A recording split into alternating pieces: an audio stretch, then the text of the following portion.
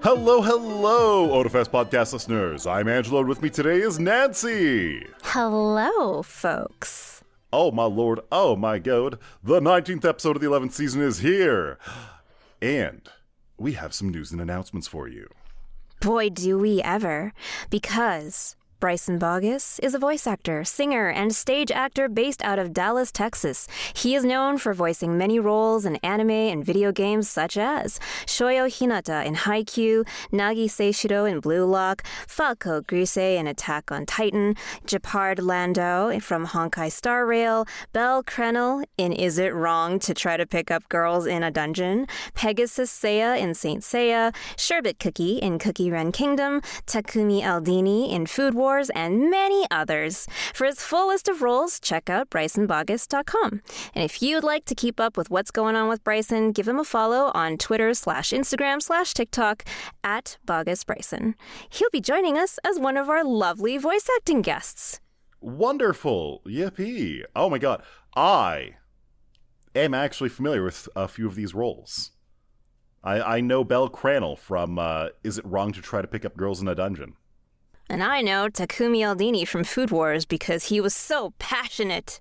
And I'm very familiar with many others. A lot of voice actors seem to have taken that role. It's very exciting. Oh my god. I think I bothered you on a very deep level with that joke. Oh my lord. The look on Nancy's face. Ooh. Wow, you just said that. Okay, moving on.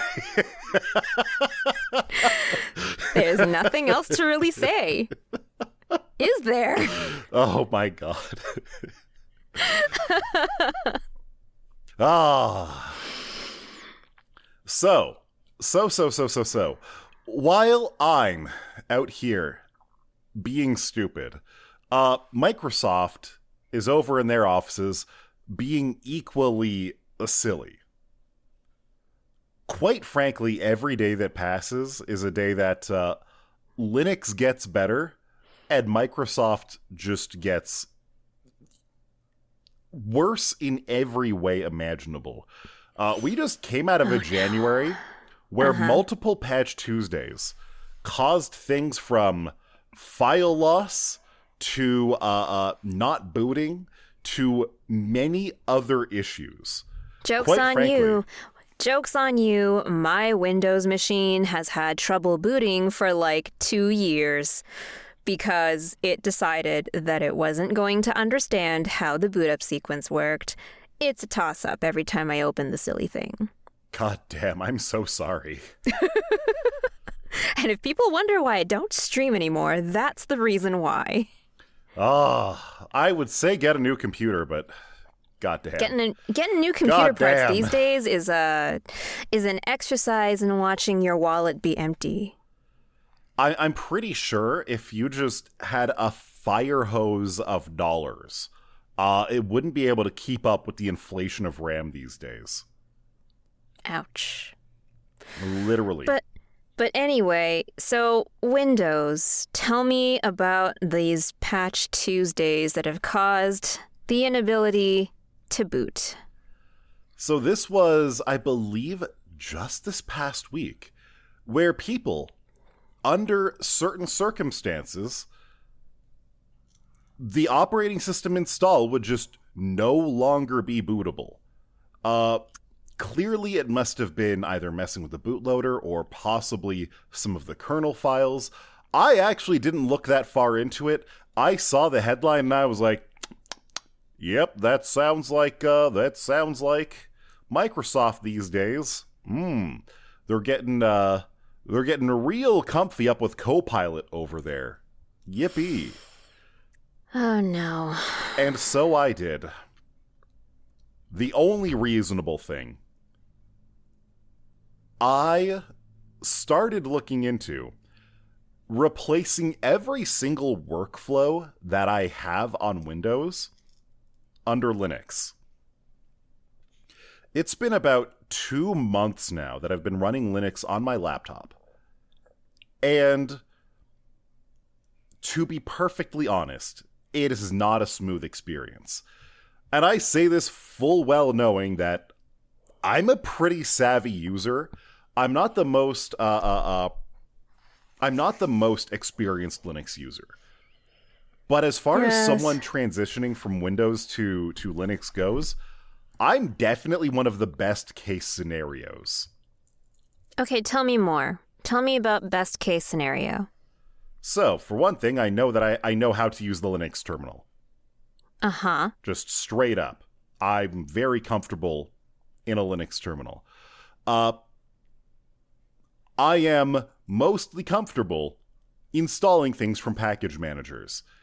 Quite frankly, as soon as you have to install something that isn't in a package manager, things get a little bit hairy.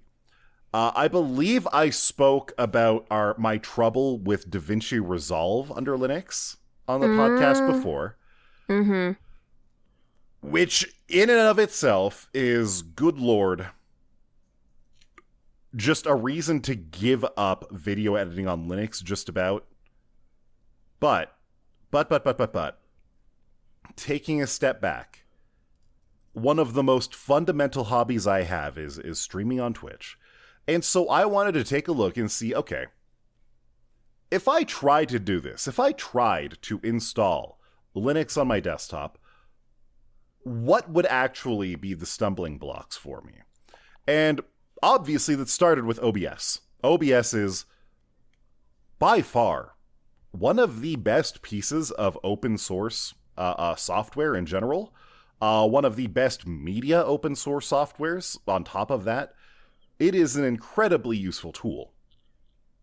And it is... I won't disagree with that. ...so simple to use on Windows. Uh-huh. Okay. So for people who have used OBS before, you would know that there's a couple of things that you might want to do under it. You might want to capture a window, like a browser window or a Discord window or a game or maybe your whole desktop. That's fine under Linux. That is super good, with a few exceptions.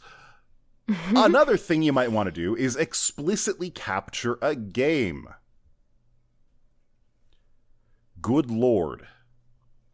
I didn't expect that to be such an adventure. I just thought it'd be built into OBS. I didn't think I'd have to go hunting for anything to make it work.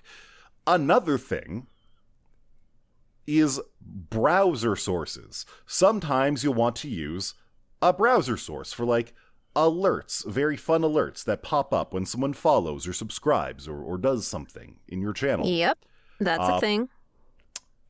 I didn't realize that would be a completely separate OBS package, that the base OBS Studio had no browser alerts or no browser sources, that I had to remove the base OBS Studio and download the version that included browser. I didn't know that was an option. I'm still flabbergasted that is an option. Good God. And so what I learned is that, okay, you have to make sure that you get the OBS Studio browser version. Okay. You have to go and install this other package called OBS VK Game Capture. The VK standing for Vulkan because graphics libraries, huzzah!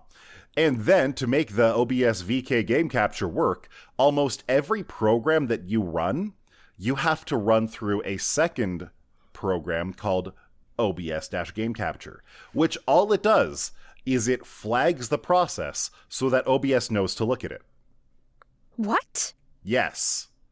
Now, that wouldn't be a problem if the OBS window capture system on Linux, which uses a software stack called Pipewire, which does so much shenanigans, if that could capture a transparent frame buffer. This is a really technical thing, but in games, when you are drawing graphics to a screen, on the low level, they take a texture that they call a frame buffer. They draw everything to that, and then they draw that onto the screen. And something that a lot of games have ended up using is something called a transparent frame buffer, so that you don't have to do things like green screening or Luma keys or anything of that nature. You just get the transparent game thing. And I had multiple softwares that needed this. I probably spent 10 hours trying to figure all those out and get them working. So you didn't stream for like a solid 2 days is what I'm hearing. Oh God, no. I have not installed Linux on my desktop yet. This is the prototype. This is all exploratory work to see what I can do on Linux and see if it even makes sense. Because no matter what, there's going to be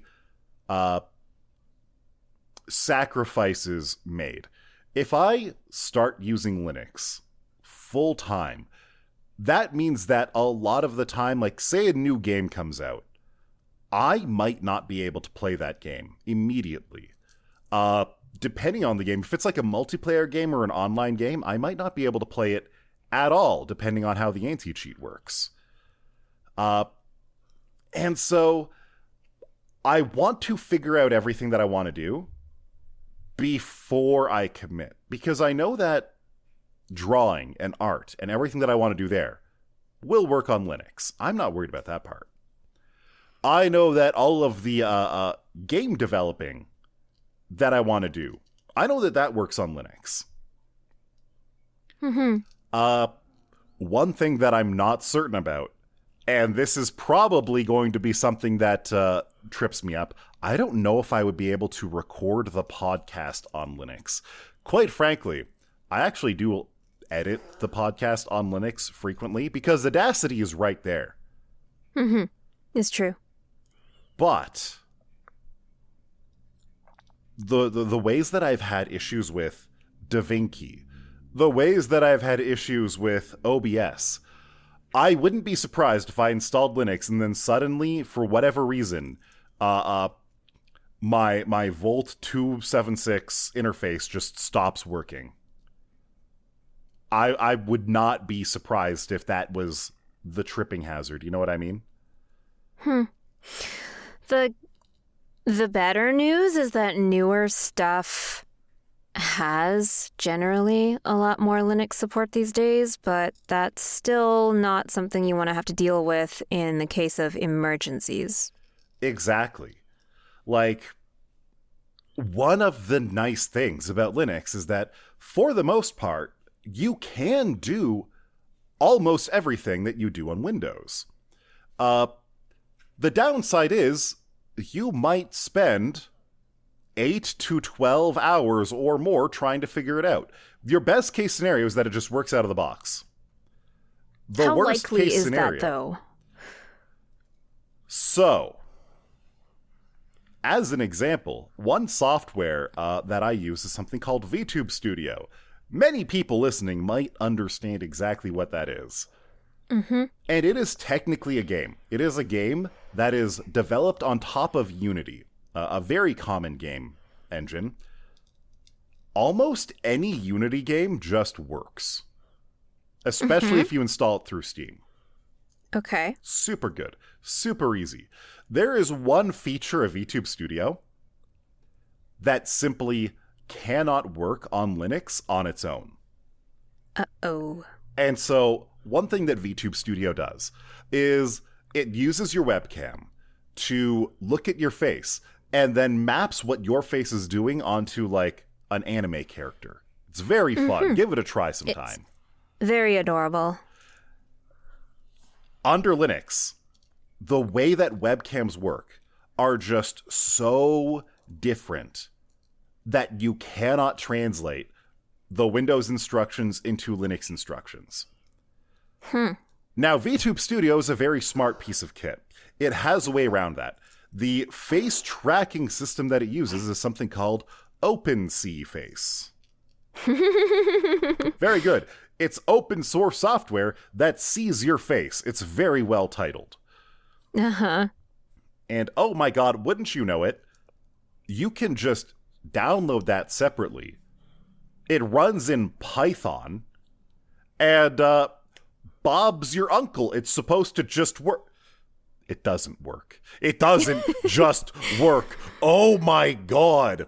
I thought it was going to be so easy.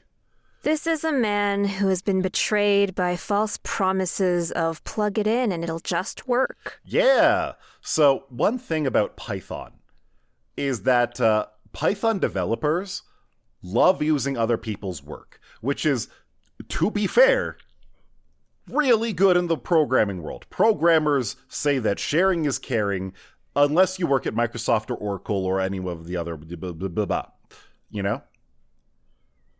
Okay. All right. I'm going to let that comment slide. I mean, Microsoft and Oracle and all of them love using other people's work. They just don't like sharing their own work. They like buying other things. True. God, that's its own conversation. Yeah, let's not go there. So, okay. So I have to go and install dependencies. Mm-hmm. And yes, this you is do. normally really easy. The command is literally pip install and then the name of the thing. Mm-hmm. So I do that. It does all the things, yes. I do pip install these 3 things. Mm-hmm. And pip says, I have never heard of this in my fucking life. Please tell me you pulled down a list of the current catalog of things? It turns out the things that I needed to install were only available for a version of Python from like 5 years ago. Oh, so older Python, gotcha. Yeah. This is a fun thing about the Python programming language. It breaks itself, even in minor updates. Python 3.9 is not compatible with Python 3.10 or 3.12. That's a side conversation too. So, okay, so you've had problems with Python versioning, and then what? Well, that's the great part. So, because Linux developers are very smart, you Google this problem, and you get about 1,000 different solutions. Mm-hmm.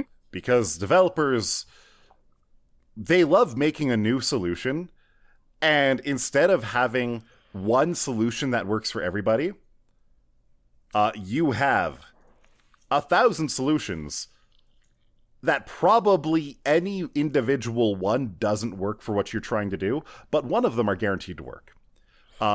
Under Arch Linux, the variant of Linux I was using, there's this very useful tool called pyenv, or Python environment. And with this tool, you can go into a folder and you say, hey, you, folder, you now only know that Python 3.9 exists. Never even speak the name of any other Python version. And so with this, I was able to get the libraries I needed installed. I was able to run the program that I needed to do. I was able to finally get 1 out of about 5 different things I needed to stream running after like Yay. 12 hours. 1 out of 5, done. Oh, God. So, as a software developer in my day job, this is something that we deal with a lot. Pyenv was created to literally be something that could be a drop-in, right? This is a whole box. Here you go. This should have all of the things, all the bits, all the tools you need to build the thing inside of it. It's like buying IKEA furniture. You should be able to take this whole box home, and all the things you need to build it are already in the box.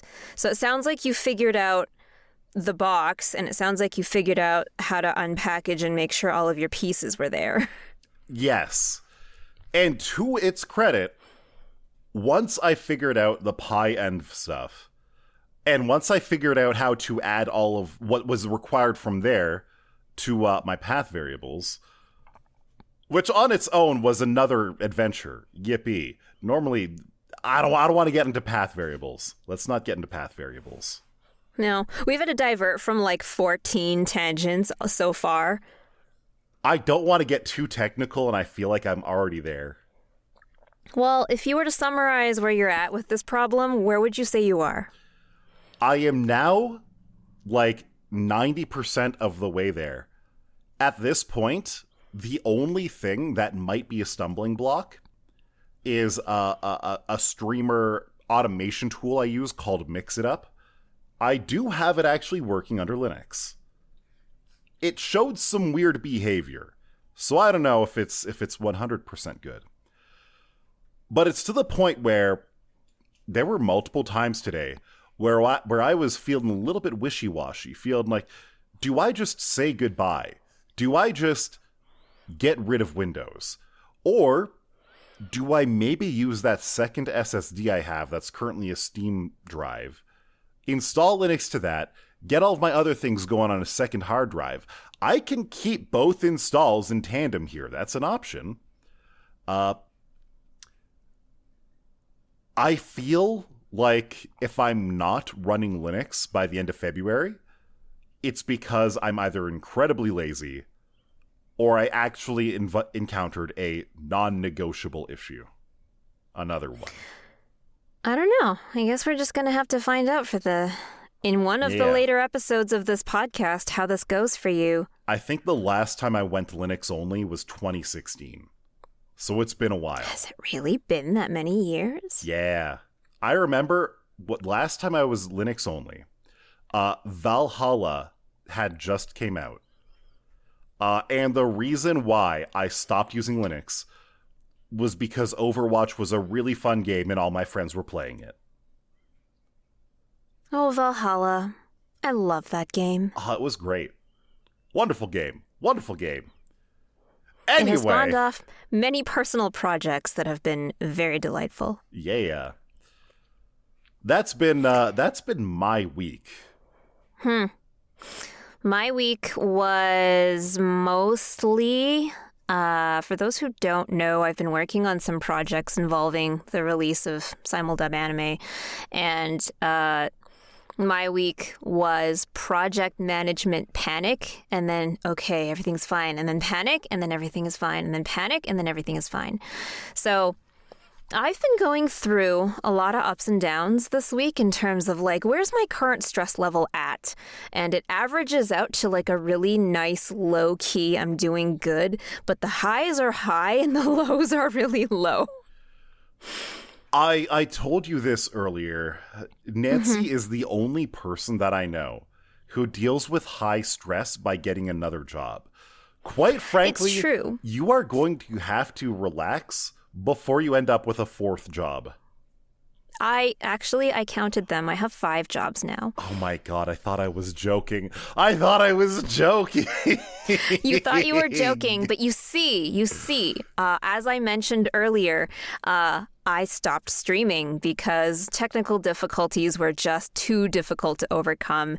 And as much as I loved the little community I had grown, it just didn't make sense for me to keep streaming every week. So I took a break thinking, I'll get this stuff solved and put away. I'm just going to take the holiday to just, focus on all the voice acting stuff, focus on some of the things that are happening in the day job, whatever.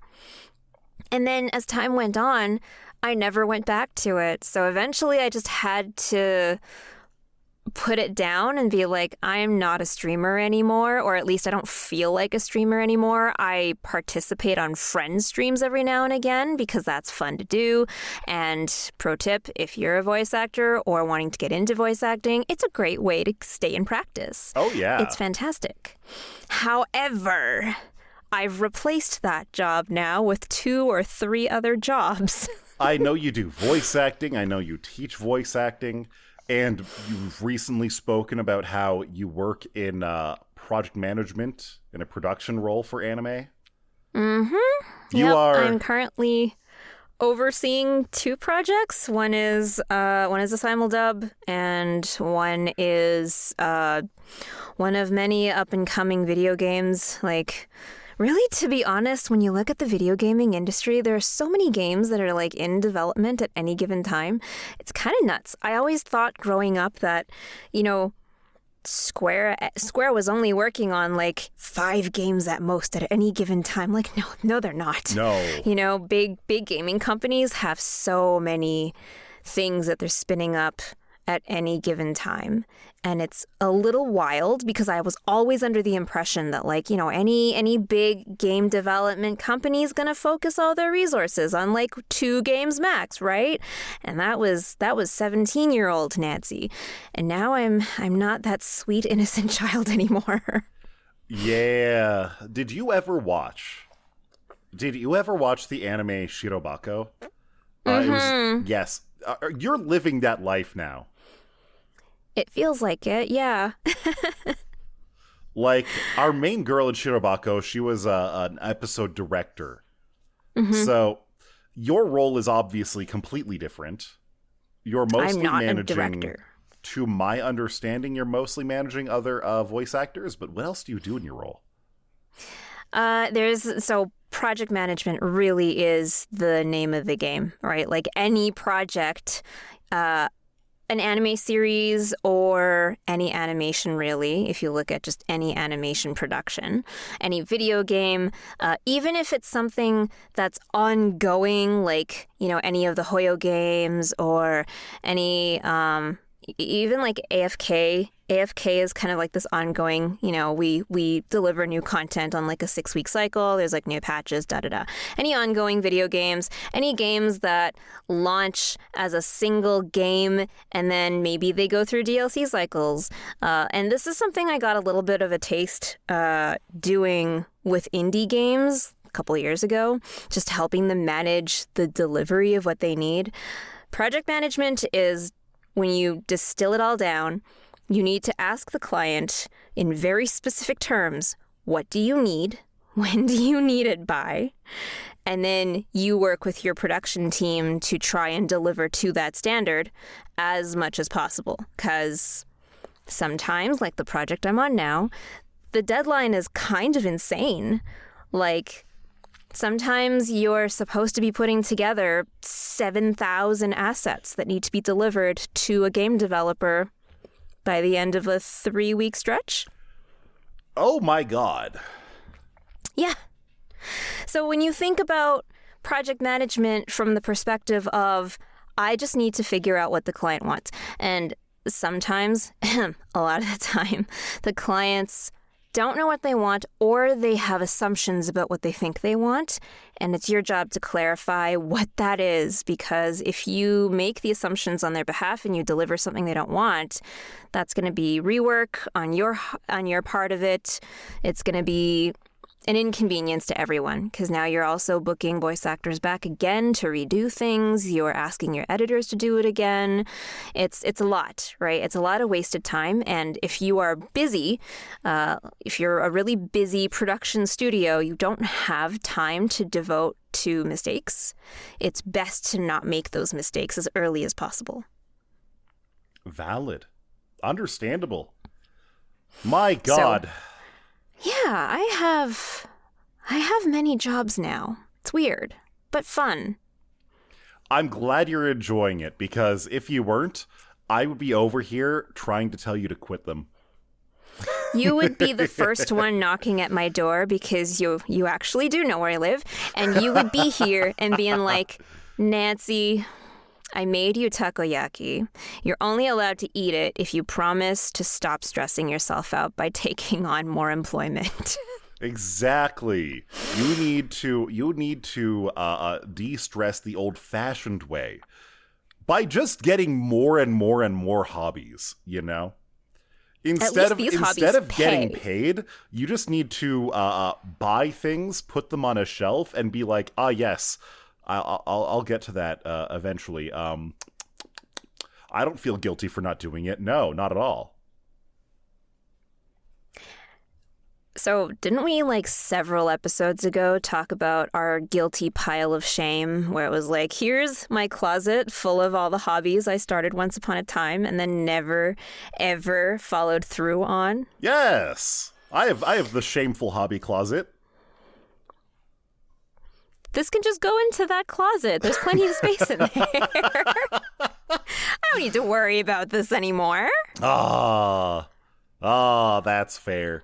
But one of my new hobbies, 3D printing, I am trying to keep up with it.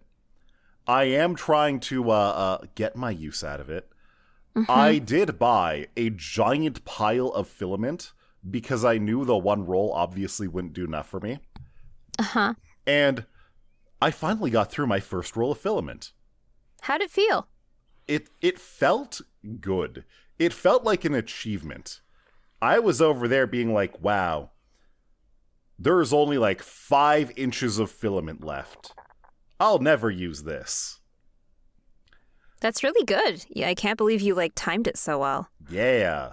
I was able to eyeball it. I think the last thing that I printed were these little clips that went on a roll of tape that included a little knife to cut the tape, and then the tape would stick to it to hold the thing in place. Honestly, incredibly useful. I ended up printing out 4 of them for every roll of tape we had. Nice. Yeah. And yeah, that used up all of it. And one idea that I've been having for my 3D printer, it is something that has been on my mind ever since we went to Nara back in 2023. And we saw these gorgeous stone lanterns covered in moss and looking amazing. I wanted stone lanterns here in the house, and I want to grow moss on them. Ooh, that's a great idea. Now, I literally looked at what the cost of a real stone lantern would be. And to be fair, $300 for a little 18-inch stone lantern isn't unreasonable, I don't think. It is stone, then yeah. Well, cement or something like that, right? Sure. They're not carved stone, but they're real, they're rock. It's a lot of volume of stone, yes. They're a heavy item. And I was thinking about that, and $300 is a lot of money, so I ended up not doing anything. But, I mean, $25 for a roll of rock-looking PLA is pretty cheap. And I'm pretty sure that I can just put a little bit of dirt on top of it.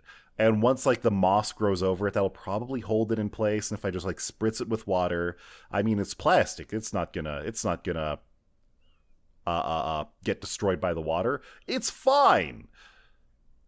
And I mean, the investment is low enough that, hey, okay, so I put the rock filament into my printer today.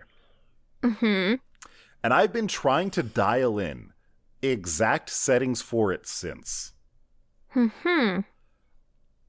The first thing that I tried was actually not the stone lanterns. It was a little planter. And I thought, hey, this should be okay. It kept lifting up from the print bed. Oh, it kept warping bad. Quite a bit. It was not living up to its potential. And so I started doing some research, trying to fiddle with settings. Eventually, what I settled on was, I clearly don't know what I'm doing. Let's just pick from the list of filaments in the system to go with one that's kind of like this. I see. Yeah, and that seems to have worked out a little bit okay so far, but not perfect. Not perfect. I could get into a lot of things you could do, but maybe that's something we should talk about off podcast, because we already had one very tech-heavy, detailed I'm sure it gets conversation. Really dense. One of the things that I was seeing was that in a 3D printer it has a hotbed, right? And that heats up to keep things glued to the print bed. Sort of, yeah. I don't know the exact function. You could probably tell me. So the heating function is intended to avoid thermal shock. When plastic cools, like most things, it contracts, which can lift it off the bed. So if the bed temperature isn't hot enough for that specific filament to avoid the shrinkage that happens when it cools to a certain temperature, that's how you help maintain good stick to the bed. Okay. So the filament that I bought says anywhere from 0 to 45 degrees Celsius. And so I just set it to 45, thinking, okay, this is probably good. And that's when it was peeling up and warping and having a really bad time. When I just picked a random filament from the list that seemed close enough, it actually set it to like 65 degrees. Yep. And it stuck to the print bed for the most part. Yep. It seems kind of good. The default for PLA is usually around 65. Yeah, so I don't know what their settings were. The next thing I need to do is figure out like the extrusion rate. I think that's one of my issues, but we'll see. The temperature that you read off the packaging of your filament was probably referring to its stability. No, it straight up said print bed 0 to 45, deforms at 55. I don't believe it. Fair. No, I don't believe it. That sounds like they mistook the labeling numbers for like, hey, this is a pretty good temperature for your plastic thing to sit at without it warping. Valid. Or for storage. It could also be storage temperatures. That could be. Who knows? Like, it was kind of a discontinued thing to begin with. Maybe so that's we'll why. see.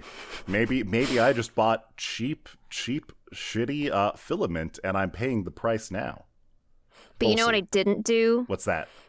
I didn't buy cheap, awful ingredients, and nor am I paying a price for it because I found out that they had short ribs on sale at Costco. So I picked up the package, and I made short rib stew.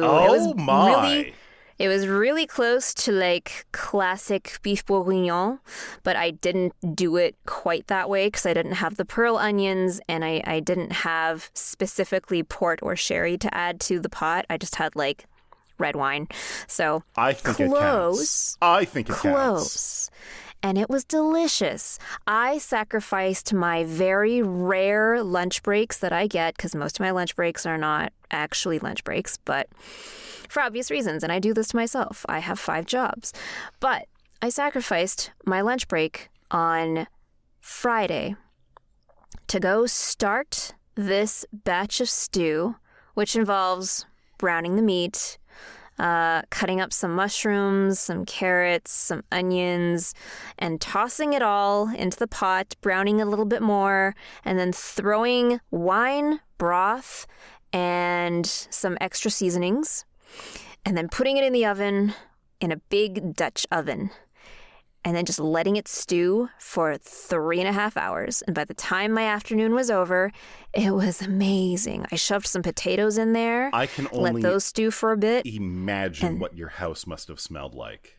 It was amazing. By about 1:30, I was just like, oh no, all I can smell is stew. I'm going to think about this all afternoon. It's like pre-ordering the flavor. Yep. Around 4 o'clock, I diced up some potatoes and I threw those in to start thickening it up and softening it because you don't want like overcooked potatoes in your stew, so you kind of throw those in the end. Yeah. So I threw those in, and then right around when it was almost time to serve, I threw in some peas. Ooh. And yeah, I had it ladled over a nice big bowl of fresh rice, and it was so good, so good. It was a perfect way to end my Friday. Sounds heavenly. It was a perfect way to end my Friday. And the sad thing is that if Angelo and my dear D&D friends were coming over for dinner that day, I would have happily fed it to everyone. But unfortunately, it was canceled that night because we have a sick household member. Yeah. So we should not be. The plague I was suffering from 2 weeks ago, Dio finally caught it. Mm-hmm. So, for everyone's health, there was no spreading of the plague. Also, I have voice acting sessions coming up this week. I don't want to get sick. Exactly. No, we can't be doing that. But, unfortunately, that just means so much more delicious stew for you. I'm gonna have stew to carry me through for like 2 more days. Hell yeah. There's so much stew. I'm going to go back and get another batch of this for the next time. So I propose, actually, that we have some kind of non-eventful gathering. So a lot of the time I find that with friends, you kind of want an excuse to get together. Like, hey, let's get together and play this game, or let's get together and go to the store because it's cool. But I want people to come over just so that we can feed them. So if we have like a pseudo cook-off type event where we just cook and then we just like force feed each other food for the event, I feel like that would be a really nice time to sit around, have food, and also catch up. Hell yeah. That would be great. That would be so much fun. What would you do for a cook-off if I challenged you to one? Oh my god. So the problem is, I would have to make something that I could take from home, but most of the things that I like to cook are better off fresh. One of the easy things would be mac and cheese, because I can take it out of the oven. It is going to stay hot and gooey for like an hour. But if I want to do something like pizza, I need to basically prepare everything at home ahead of time, bring all the tools, and be like, Nancy, I'm stealing your oven. Which you could do. But I guess so in this case, in this hypothetical case, the great thing about stew is I can pre-make it and then bring it over and just heat it up again. True. Stew reheats Stew is one of those things fantastically. that are supposed to taste better the next day, right? With stew, the potatoes in the stew will taste better the next day because they've had all night to soak up all of the juices. Yeah, they're little flavor sponges. I would argue that stew, I still think it tastes best fresh. Absolutely. Okay, that's fine. Pasta, on the other hand, absolutely tastes better the next day and is arguably healthier for you the next day. Why is that? It is something called a resistant starch. So this is something that pasta, rice, potatoes, almost any starch that you cook, when you cook it and then cool it down, a lot of the starches, a lot of the sugars and all of that, they turn into what is called a resistant starch, which your body cannot digest. And then, even when you heat it up next time, those resistant starches stay resistant to the point where they almost behave like fiber in your gut. Which is good for you. Remember, lots of fiber is good for you. Yes. Now, I'm not saying replace all your fiber with frozen rice. I mean, frozen rice is the preferred way to store rice if you make rice and you have leftovers. Oh, no, it is it is a hack. Every time I'm cooking rice, I have started cooking 3 times more than I need. And then I'll throw the leftovers in the freezer. Oh my god, 2 minutes in the fucking microwave, and then I have perfect rice again? Yeah, I do that too. It's amazing. I'd been cooking rice incorrectly for the longest time because I'd been so meticulous about cooking exactly how much we need. Well, now we know. So I've been doing the same thing. I've been making 1.5 to 2 times more rice than usual. And the only thing that I have a gripe about is that A, I now run out of glass containers a lot faster, and B, my freezer is now more out of space than ever. I just use Ziploc sandwich bags. They hold about a good solid portion of rice for one person, for one Angelo-sized person at least. I see. It doesn't use up that much space extra. Unfortunately, it is plastic waste. Yeah. Yes. That's why I use the glass lock with like the oh, those are good. Yeah, the snap-on lids. Those are great. The Plus, other benefit, you can heat it up in the glass container. For me, I'm usually just ripping the bag because I don't really care about resealing the bag afterwards. This is just it is a bad habit to use too much plastic stuff, especially single-use plastic stuff. It is bad. But I think I know what I'm getting you for next year. Ridiculously convenient. It doesn't take up much space. It basically, when you're trying to take the rice out of the bag, you don't have to worry about the bag at all, or if it getting frozen into the container or anything. And then I just put it on the plate that it's going to serve on, microwave it, fluff it up, and it's perfect. It's pretty good. Why must being a wasteful jerk be so convenient? I think that's the whole point, is that plastic waste is convenient, and that's why it's become such an epidemic. It truly is. It well and truly is. I think my biggest issue is finding small enough things.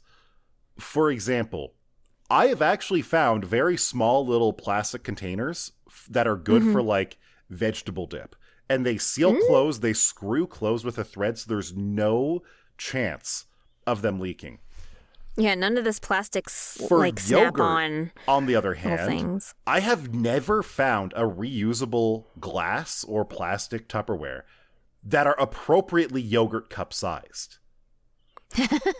The closest I've actually come are these glass molds for pudding, for cooking pudding in. And they do have a lid on them. They do have a lid. The lid isn't perfectly waterproof. So what I have to do instead, I scoop yogurt in, and then I make sure to mix in a bunch of chia seeds, which absorb all of the liquid so that there's nothing to drain out. And it's unironically better. Yogurt with some good chia seeds in there. Super good. Over the course of the day, waiting up to lunch, they absorb all the extra liquid. It becomes thicker. It becomes nice. The chia seeds are hydrated. 10 out of 10. But Dio doesn't like the chia seeds, and then the yogurt cup spills everywhere, and it's a mess. Aww. Oh, adult life. So complicated. It really do be. It really do be complicated sometimes. But you know what's not complicated? Next week's Waiting episode. for next week's podcast episode. Let's go! Only a week away. Only a week away. Only and next a week week away. we half promise that Jay will be back. I make no promises. I said half promise. Half It's all promise. good. That's half lie. Shh, they don't need to know that. They don't need to know that. Bye-bye! Take care.